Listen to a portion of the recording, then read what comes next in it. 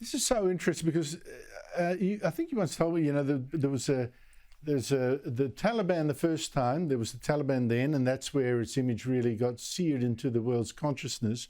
There's the return Taliban now, but it's got now a media to deal with satellite dishes and the whole thing. What's the difference now? What is the difference in the Taliban, for instance?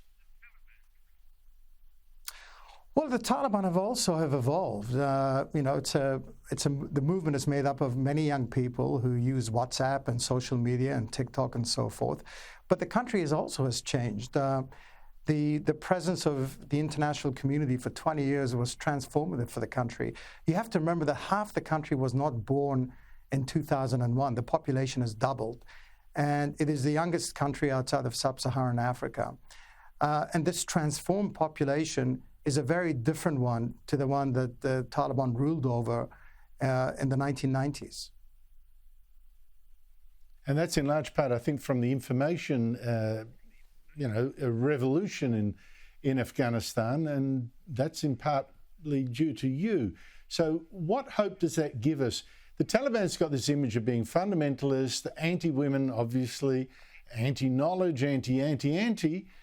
But given what you're saying, given the information flow into the country, what hope do we have that the Taliban can reform, that Afghanistan has a good future?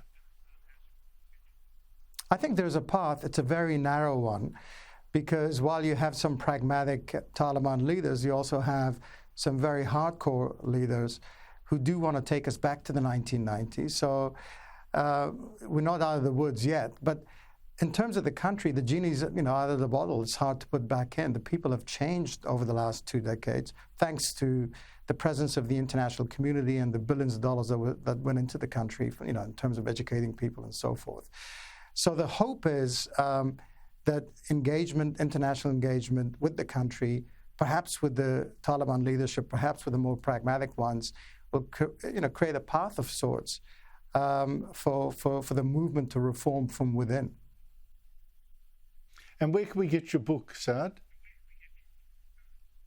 In all good bookshops, bookstores, and on Amazon, I'm sure. Terrific. Saad Mohseni, I've always been inspired by what you've been doing in Afghanistan. I thought your mission was over when the Taliban returned. I'm even happier to hear that it's not. So thank you so much for your time. Thank you for having me on.